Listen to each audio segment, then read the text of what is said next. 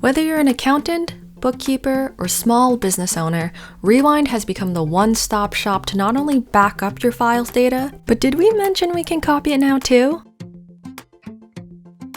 This video will give you a step-by-step guide on how to copy your QuickBooks Online file to an empty shell. Before you watch the rest of this video, it is imperative that both the source and destination files are linked to Rewind. If you need help on how to do that, check out our Help Center for a guide titled Link New Accounts. You'll want to start things off in the source files vault.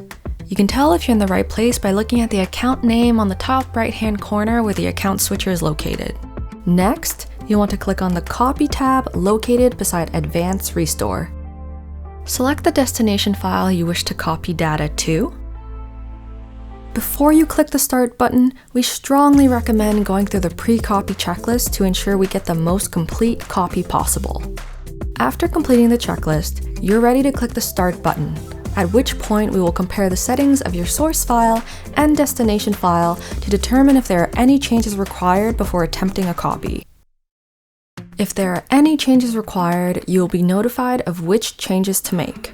If there are no changes required, the copy process will begin and can take some time to complete. Once completed, you'll receive an email notification with a report on how the copy went. There may be failed or skipped items after a copy is completed.